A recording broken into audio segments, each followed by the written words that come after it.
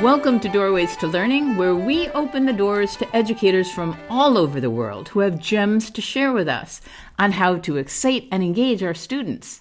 Today we have a much needed expert, Ahmed Baba, who is a collaborator on the very celebrated New York Times, Washington Post, the BBC, Rolling Stones, BuzzFeed, the New York Post, the Huffington Post, Yahoo News, Blavity, and Rantt, which focuses on the fallacies propagated by the Trump campaigns and presidency, not because he's anti-Trump, but because he's anti-disinformation. What Ahmed most wants us to do is think about what we hear, what we say, and most importantly, what we believe. Ahmed is going to share what media literacy is and how we can be more responsible adults in reading any type of literature, both digital and printed, and how we can support our students in forming their own conclusions as to the veracity of what they ingest daily. Without further ado, Ahmed Baba.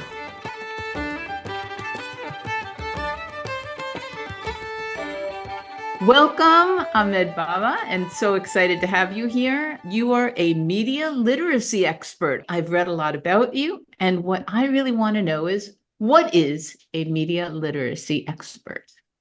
Well, first off, thank you for having me. It's a pleasure to be here to talk about this. It's almost interesting hearing myself being called a media literacy expert because I've just been doing this work for so long and always in the weeds of it. And then it wasn't until a couple of years ago where I realized that, I actually had a lot I could teach, especially younger people. And I would say it's someone who is able to really discern fact from fiction and be able to not only utilize the tools of literacy and thoughtfulness in their own life, but are able to then relay that to other people in an effective way. That's what I would maybe label what an expert is. Okay, we're going to go deep into that because while that's nice and succinct, it might not be as filling as I need more information. And I'll tell you why. I'm going to be the not so much devil's advocate here, but the person who really needs a little bit of clarity. I was a high school teacher. I was a primary teacher, a university teacher.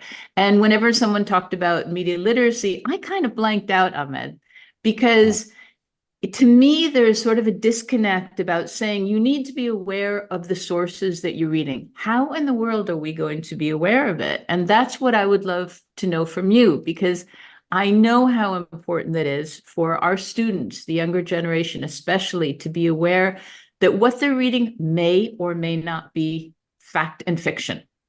So can you go into that a little bit? Yeah. So, I know media literacy gets thrown around broadly as, different, whether it's specifically focused on news media literacy or digital literacy. But I really think at this point, it's just literacy generally. It's about how we're consuming content in our day-to-day lives, whether it's a text from a friend or it's a book we're reading or it's media on TV or news in general. And I would say really what it comes down to is just, not just going and checking the credibility of a source and those tactics. It's more about a way of thinking, kind of a framework of thought and being able to move through the world more thoughtfully on the skill set front. And also I would go beyond just the skills too. And what I'd like to incorporate on my end is the context of like how we got to this moment. And I think for me, it's more of relaying to students, not just here's how you tell a credible source from not a non-credible one, but also like, here's how we got to this wild media ecosystem, this disinformation industrial complex. Like, this is how all these pieces move together, because it's only happened in the last few decades. It's really new. And I think people don't recognize how our brains aren't evolved to take on this onslaught of information. So I think just taking a step back and giving everybody the context and then letting them know that it's about personal thoughtfulness as well as knowing history is where I would kind of frame it. All right, but let's go back a little bit further, because I think that we could both agree that even though the onslaught of technical information has been recent, let's say the last 15, 20 years, but whenever we have a human being giving us information, it is filtered through that person's agenda, through that person's background, perspective of life. And that's been happening forever, ever since we could communicate. So I guess what I'd like to start is, where do we find integrity? What would you consider an integritous journalist, newspaper reporter? What do you consider integrity, and where is the line drawn? Well, first of all, I'm glad in the first part of your remarks about the history, we can talk about that in a little bit, about like kind of how the tactics have been used for, centuries, and a lot of what we're seeing today is echoing the 20th century. But yeah, when it comes to journalists or a media person with integrity, I would say it's someone who's not only honest about what information they're giving, but also honest about where they stand. Like, I think if you're a purely objective journalist, that's great. But also, I think the line of objectivity has been moved to the point where we saw a really big shift this week in like how Trump has been covered, especially in the last few weeks. Whereas some people who pretend as if, there are always, two sides to every single remark, or if one side's lying and one side's telling the truth, you just relay both and say, well, one side says this and one side says that. I'd say someone with integrity and information arbiter that's being honest is someone who isn't afraid to tell an audience in some cases when it's necessary, that this is actually not true. And here is also the tactics being used to perpetuate this untruth. So do you see that happening? I'm starting to see it happening a lot more. Really? Can you give us some specific examples? So in the end of 2020, we saw a lot of this, I think, where we saw people calling out what Donald was doing in real time. It was just unmistakable, and everyone recognized there was this threat.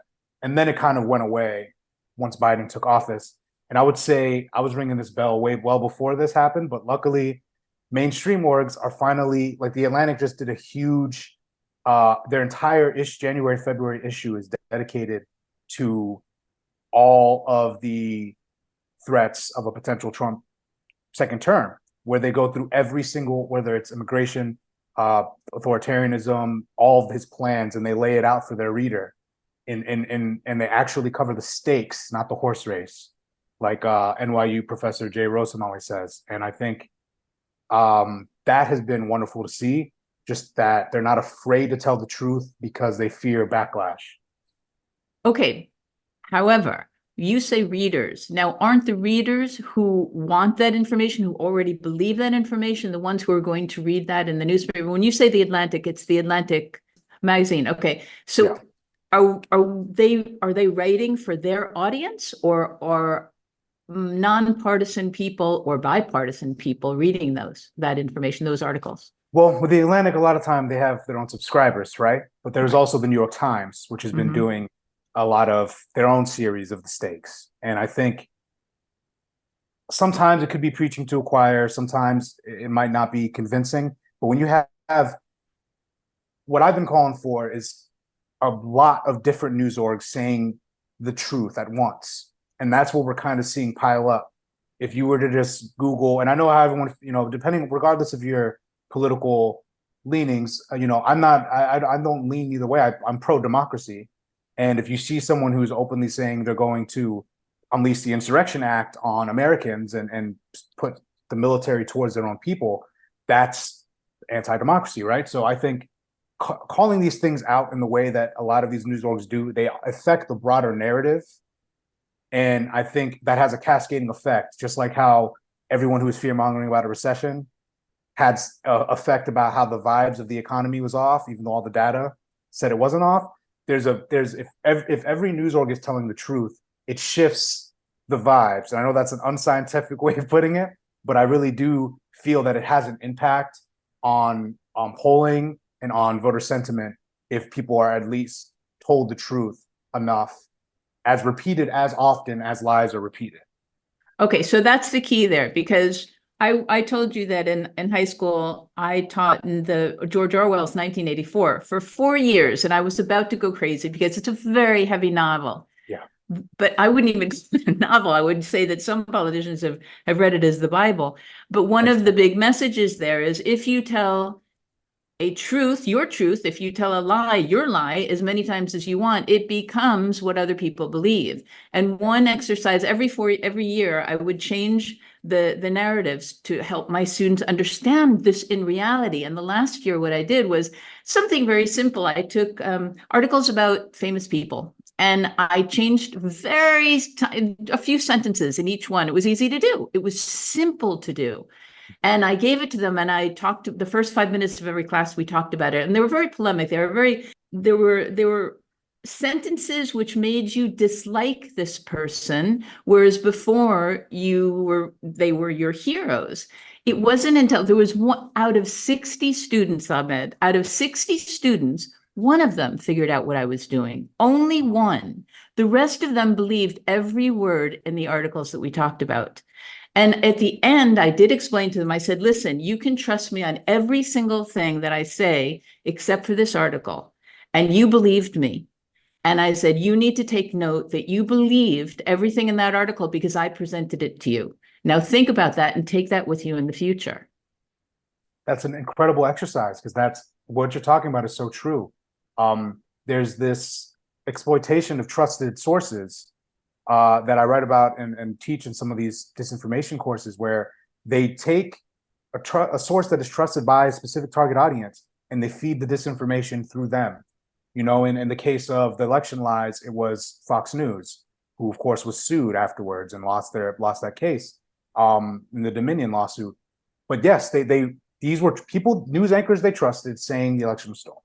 And you're going to believe that, and in your case, you have these students, obviously a lot more innocent than, democracy eroded in lies. You change some words in an article and they trust it because they trust you. A lot of times the messenger is more important than anything. Right. And then that repetition you're referring to in the Orwell book, like I literally just wrote an article. There's Orwellian is in the title that I wrote yesterday about Trump's most recent speech. But, that book it highlights all of these tactics, that repetition over and over again, taking advantage of the illusory truth effect. Like, once you believe it, once you've been hit with that information so often, and then if it's from a trusted source, that only compounds it. And then you did something as minor as slipping that through, but that was such a brilliant exercise for them, because it shows you have to be thoughtful and discerning from all sources of information, even questioning your teachers, question everything. And that doesn't mean distrust everything. It means, let people earn your trust and maintain the trust, I think it's really important. I said to them in the end, you choose what you're going to believe. You choose it, no matter who it is. If it's your parents, you choose. If it's a newspaper, you choose what you're going to believe. So don't pretend that it's not your choice. And that was really the lesson I wanted them to learn. Let's get into a couple of specifics, because really, for me as a high school teacher, I still would not know how to present what media literacy is. So let's just take the Delaware media literacy bill.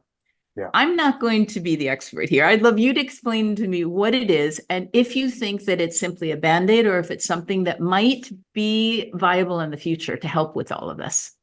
So we're seeing a flurry of these bills. The Delaware bill is most similar to the New Jersey bill, where it's about changing the standards, whereas the California is more like changing the frameworks. But essentially, it mandates learning about media literacy and information literacy from K through 12.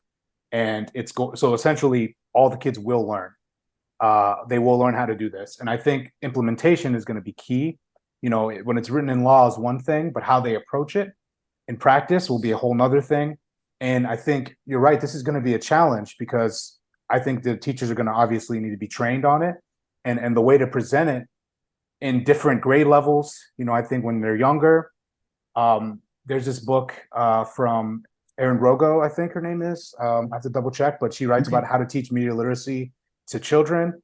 I think I took it in a note. I just want to pull it up so that the listeners can hear. Sure. But Faith Rogo, media literacy for children, and she basically does this and teaches how to at each grade level. And I was listening to a podcast, and she was covering a lot about how you can do it in ways where you have, first, you don't have to even change the curriculum for some of these younger kids. You can just get them to start to question and think through different passages and stories. Like, what is this passage about? How did you come to that conclusion? What is your evidence to back up that conclusion? And then, so teachers across the country could do that. They don't even need a piece of legislation. And then that builds the skills that are necessary for media literacy, where if they form that habit before, without even the robust law that we saw in Delaware, they can start to just think through what they're consuming. And that's just the biggest key. It's just that way of thinking that isn't taught at the younger age. Okay, and can you explain what the Delaware bill was about? And does it Yeah. does it flow over to the fairness doctrine, or is that a separate issue? Yeah, so the fairness doctrine is different, but the Delaware bill specifically, yeah, it just mandates the. I only briefly touched on that, but then I just Yeah, extrapolated. But yeah. it touches on mandating media literacy courses in K through 12. So essentially, all of these kids will be able to not only learn how. Apparently, they want to also go through the systems, the technologies, let the kids be aware of how to tell non-credible sources from credible sources, how content is produced. I know in New Jersey too that there's a big deal about that as well, where they want to have the children learn how content comes down the information pipeline, like how it's constructed, how it's spread through social media. And I think that's going to give them the digital literacy along with that media literacy that the kids will need. So that's where I think the focus is. And again, I want to wait to see how it's implemented, because this is all so new, but exciting Yeah. because it's finally happening. But I don't think it's a band-aid. I think this is actually the way to do it. I think this is the most effective way to long-term solve our disinformation problems, because it's an education problem, I believe. There are always going to be people who spread disinformation and use technology. There have been, that back when radio was the big thing, fascists were using radio to spread their messages. It's about us and how we equip ourselves. Okay, so I'm going to ask you something, because media literacy could also be about images, could it not? And I'm going to give you an example. So if you tell me it is, and I'm going to give you an example, and you tell me if this is something that Yeah. is viable in this whole conversation. There was something very simple on my webpage. I found one day this little icon that the gay and lesbian community in Spain. I live in Spain, and they had created this rainbow icon, and it was promoting their right to say and live the way they wanted to. And I thought, oh my goodness, I can be behind that. So I took the icon. It was really pretty, and I put it on my webpage. Well, a publisher called me a few days later and said, we'd like you to do some work for us. You give us your webpage link, and we'd like to just look at it. They looked at it, and their one comment was, this icon actually has come from the Vox Party. And the Vox Party is the most extreme and most conservative party in Spain now. And they actually they are getting a lot of control. I had no idea. They did a simple search and found out the origins of the simple icon. Now, that's something I should have been aware of, because I put it on my page. So what can you tell us about that? Yeah, no, that's really interesting. So I mean, it was probably you probably could have gotten a flag from anywhere, but this specific one, I think they went and image sourced, searched on the web. They went and inspected the element, and then they could see where it was linked from. But yeah, I think we're seeing a lot of these images and these messages being appropriated by disinformation and extremist movements, where especially if you're anti-LGBTQ, you'll take these flags and you'll either disfigure them, or you'll modify them in different ways to create hate symbols. Sometimes they move the flag and twist them into Nazi symbols, and Yeah. it's just this.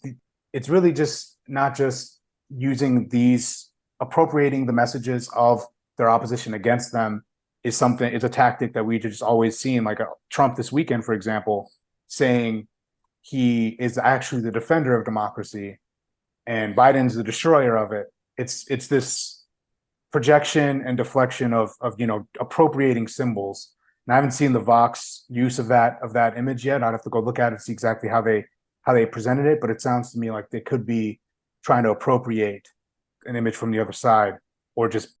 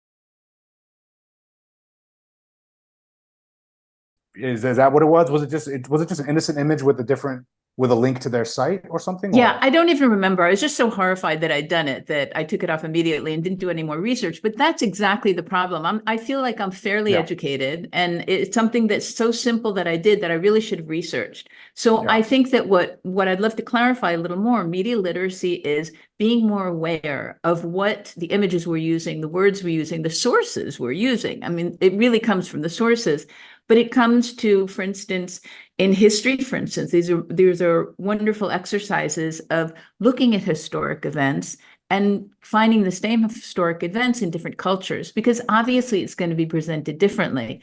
But it's a fantastic way of understanding that these are all words filtered through the culture and the people involved. Can you tell us a couple of ways that students can do this specifically? How can they find these sources? yeah. So when it comes to a message that they're seeing online that might be appropriated or used historically in a different way. For example, I think a good one would be this "Save the Children" hashtag. It sounds like, oh, saving the children is great. I would love to save the children. That was shared among QAnon groups and then taken over as this, anti, pedophile, satanic pedophile cabal that allegedly they believe exists and runs the world. And then the way to do that would be click into a hashtag or click into a trend and look at where the trend started. Look at who else is posting about this. Do you want to be associated with this group of people? That's something they could do easily on TikTok. You can go into a trend or go into this would be really practical for them is clicking into a sound on TikTok. Videos are tied to sounds, and right now TikTok is the most used app by younger people. And if they click the sound, you can see what other videos are being used with that sound or trend, and you can find the source. And also, if they want to go further and do more research, they can Google a specific trend or saying to see where it resonates in history and see where it's been repeated and see what tactic is being used, which is what we see constantly now. The 21st century is being echoes of the 20th century and reusing the same messages, the same tactics over and over again.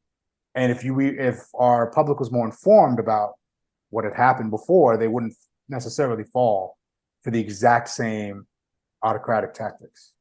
And you were saying we were talking about social media, and it's not definitely your niche, but you know a lot about it. And TikTok is one of the most used apps. The use social media, and I don't even know if it's social. I don't even know it's media because it's pretty horrific, a lot of it. But it's what it's being ingested most by teenagers today, and we could say young 20-year-olds, early 20 Yeah, years.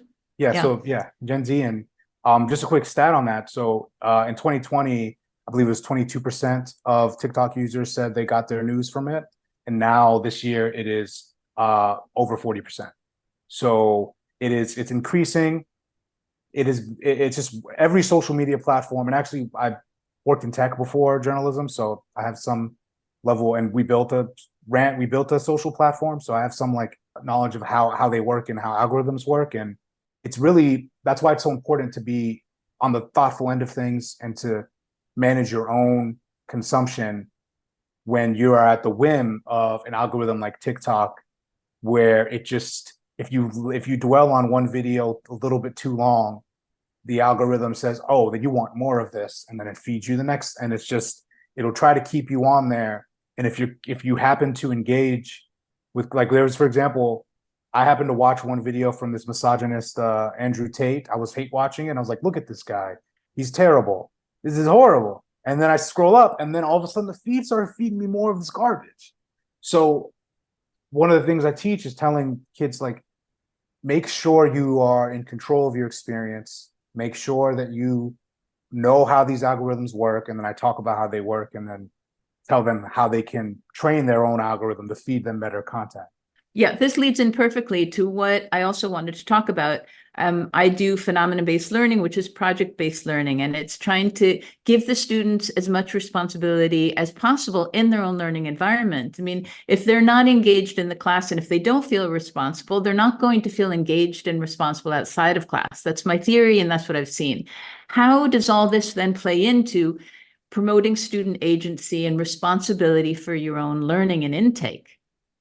Yeah, so that's just the biggest key, is making sure that you have autonomy over your own experience. So that's where coming to explaining how the algorithms work can give them the ability to know what rules they're walking into. You can't enter these spaces and not know the rules of how these work and how they impact you. And that's really one of the keys, is understanding the rules, understanding thoughtful tactics yourself. I really just advise kids to take a step back, move slower.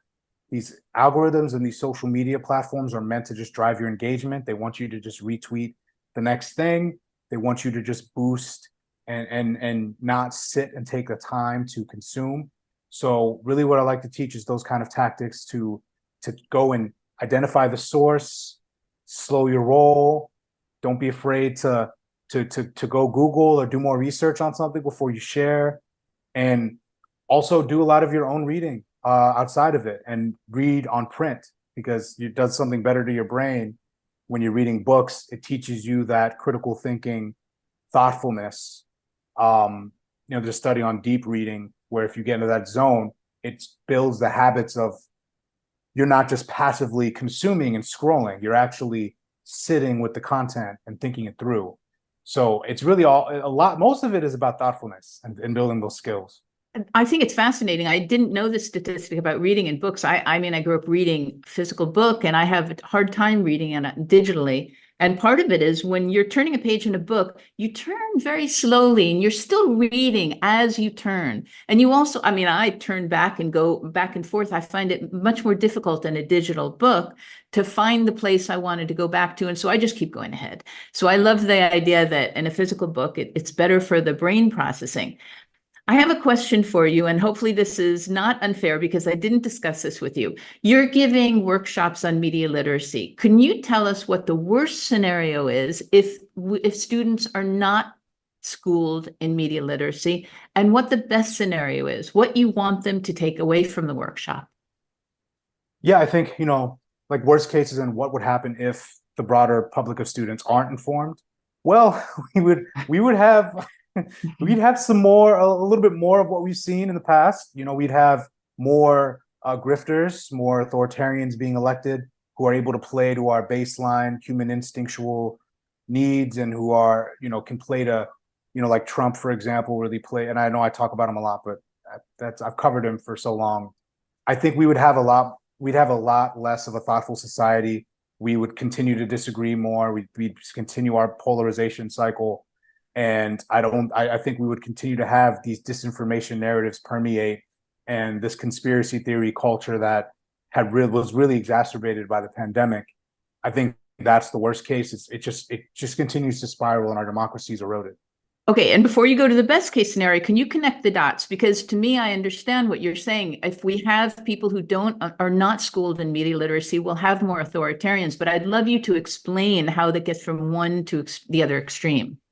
Yeah. So how it happens is, when you have people who are less informed and have less media literacy, when you don't understand the world well, or how the world works, it's easy to see everything as some conspiracy. And that's what people, conspiracy theorists, peddlers, and disinformation peddlers, they do. They prey upon that ignorance, and they prey upon the lack of media literacy and the more susceptibility to believe anything. So they'll create these vast conspiracies like, oh, the election was stolen, right? You can say that if people don't know how the election system works. You can say that if people don't know, if they don't recognize these tactics that are being used. If you have a base of people that doesn't understand how how to be thoughtful themselves and critically think through when someone is telling them not to believe their own eyes and ears, like 1984 outlined, then you are led down a path where your voting behavior changes, and you can then be more susceptible to demagoguery. And that's what we've seen throughout history, and most recently with this person that is running currently, again, to try to come back. And unless you have this at the education level when you're young, before you go out into the world, a lot of what I'm seeing when I'm talking to young people is they know a lot of this already, luckily. I think we might need to do more of it for adults, to be honest, because a lot of these, there's some stuff they're falling for, but they at least know the baseline of they're technological natives, so they know how algorithms work.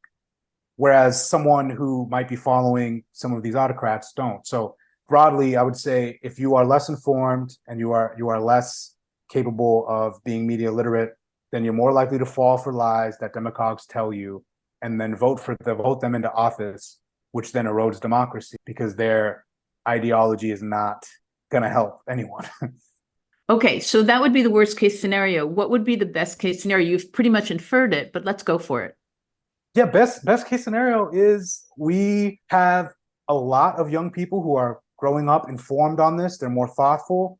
They're able to center themselves. They're able to separate themselves from their outrages sometimes and check their own confirmation bias to make sure they're not, because a lot of these conspiracy theories and disinformation plays to confirmation bias. And they're able to move through the world more. You become a better person when you are more literate and you're able to be more thoughtful. You can have better conversations with people, not just the kind of the day-to-day stuff. And then broadly, your democracy is healthier. You're able to say, most of us, if someone comes down a golden escalator and says Mexicans are rapists, you think this person's trying to fearmonger me.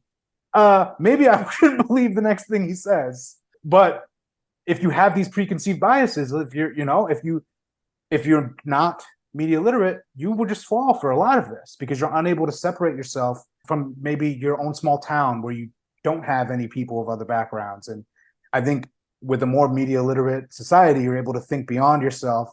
I think people who just read generally are able to be more thoughtful in this way. And I think we would have a democracy that was more functioning. And that's why I think, like the Delaware bill you mentioned is not only not a Band-Aid, I think it's the way to fix this long term, because it's about what we learn, the habits we learn as kids that will then safeguard our democracy long term. Okay, and if you wouldn't mind, I would love to address other ways that media literacy can really benefit our students. And I'm going to ask you two more questions. And the first is this: it doesn't necessarily have to apply to politics. It can really apply to anything in our lives. I would say, especially medicine, we need to inform ourselves. We don't need to go in and be internet doctors, but we need to question our doctors and what the information they're giving us. I was just reading a story about a woman whose husband lost sight in his eye. And because they both believed the doctors, they did not read about a cure with steroids. It was simple steroids that could have cured his eyesight. And they found out about it 3 months too late. That's a very specific case. So can you tell us, in science and sports and music, if we're more informed and don't believe what people are telling us, how we have broader knowledge base? Yeah. And in science, sports, music, your own personal careers, if you take the time to be more thoughtful and not just take what these authority figures say to you, it shouldn't take everything at face value. You're able to move, to think for yourself throughout the world. You're able to make decisions for yourself, maybe research your own cure, right? Just be thoughtful in regular conversation. It just makes you a better person. You're actually more interesting and interested in others if you're more literate, reading more, and just more thoughtful generally. And what you're talking about leads perfectly into the last question I want to ask.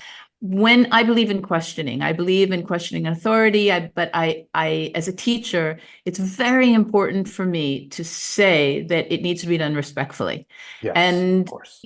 I think that's part of being mature, is to question authority in a respectful way so that they don't feel threatened, or if they do, it's not your intention, and that you can have a conversation. Because everything you're saying is, what makes you a fuller person is the awareness that there might be a question, that there might be a different truth, there might be more information out there, and also a person who is listening, so that there is an exchange. So in your workshop, and this is the last part of it, what can you give us a couple of techniques that you use in your workshops that teachers listening might be able to simulate in their own classes?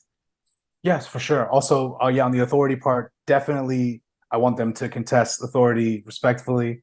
I want to make that clear. I don't want them people running around and just, being like that. I think it's more about just questioning the information and thinking for yourself is more what I want to champion. Some tactics I use for the kids. So basically, you're saying how to get them to be more media literate generally. Yeah. So I go through exercises. So sometimes I'll take them through where I show them some fake content that has gone viral on social media before, and ask them themselves if it's real or fake. And then sometimes it'll be funny content too, and everyone kind of that's one of the people's favorite segments is walking through, and I give them fake. Another thing I do is I give them a lot of quotes from politicians, and a lot of them are real, some of them are fake, but I kind of expose, like, when you have real people saying truly ridiculous things, generally it's easier to believe if someone creates a fake quote. So essentially, one of the things I do is have them go through exercises of fact checking content themselves. And another thing I do is I walk them through. There's this thing I have, this communication tree, where I talk them through how to communicate with people who believe different things than them. So like I start by telling them stay calm. Make sure stay calm is just the bottom line rule. That's the golden rule. Like, try your best to just stay calm, because a lot of times people just want to rile you up. So, and then I help teach them how to, decide whether this is an opinion or if this is disinformation. If it's a difference in opinion, if it's disinformation, decide that. And then as you go up this communication tree, you then have an option of, do you want to engage or disengage with the conversation? Because it might not be worth the blood pressure spike to go down that conversation. And so one of the techniques to do is I kind of get them to walk through different scenarios, and I separate them into groups and then have them have discussions of themselves. And really, I take it more than just media consumption, but just how do you have discourse, and extrapolate that out and into regular conversations you're having with your uncle at Thanksgiving that's going to spew some nonsense to you. How do you handle that? And it's not always, sometimes it's not. I had to learn this the hard way from my own experience, because I used to get really riled up and have debates with everybody because I was doing journalism. Everyone wanted to debate me all the time. And it was like, you have to try to move through the world differently. And you have to put into practice the thoughtfulness and the stuff you're preaching. And so those are just a couple of the specific exercises that I do. And I really like the fact that you're targeting emotions, because the minute emotions get involved in an intellectual discussion, it loses all authority. And I think that's really important for us to remember. And literally, the biology in the brain will stop us from thinking really coherently. So that's a really important part of the exercise. So where can people find you? Because if I had you as a guest speaker in my school, I would have been mesmerized. I would have wanted to learn anything you had to teach. Where are you based? Where can you go? How can people reach you? Yeah, thank you. Well, I'm based in New York, and you can follow me on social media, Ahmed Baba. If you search that also on Google, you'd be able to find me there. I write a newsletter just called Ahmed Baba's Newsletter. I keep it simple so that you don't have to go and find all these different names. And so you can follow me on social media. I'm on X, Twitter still at the moment, but I'm transitioning off. I'm on Threads. I am on Substack. And if you just Google me, you'll see all my stuff. You can type in Ahmed Baba, and then there's this Timbuktu scholar there. That's not me, but he loves to have my Google front page. He's like this legendary Timbuktu scholar, so I can't compete with him. But just click journalist after you type my name in Google, and you'll see all my stuff. I'm also on The Independent as well, writing columns. So that is a long-winded answer to your simple question. No, that's wonderful. I will put everything in the show notes, but I also want to make sure that people who are just listening understand that his name is Ahmed Baba, Baba. And so please find him. And I will, again, put all of these links in, and so you can find Ahmed and invite him to your schools. But just as importantly, read his newsletters, because you just have a plethora of information and people can use it in their classrooms. And this is so needed. So thank you so much for your time, Ahmed. I really appreciate it. I don't even think we got under the surface of how important media literacy is, but it's a start. It's definitely a start. I could talk about this with you for another 4 hours. So would love to continue the conversation in different formats. But yeah, and also, if you people do want to reach me to go to their school, you can also reach me at Ahmed@Rantt, RANTT.com. Perfect. Okay. I'm going to find out what listeners have been most interested in this talk, which is virtually everything. And then we'll do a second part in the future. All right. Thank you so much, Thank Ahmed. you so much for having me. Thank you.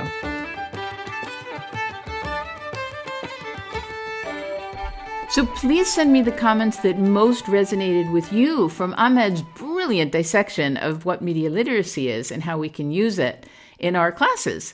What stands out the most for me is that he insists that media literacy is not just about checking sources, it is a way of thinking and moving through the world more thoughtfully. Ahmed will have to come back in the future to share more with us, and for the time being, please find him at the sites he mentioned. Ask him to come to your schools to educate your students. And join me next week to open more doors to important conversations like this one. In the meantime, have fun in your classes at home. Pay attention to where you're getting your information in both places, and see you next week for more.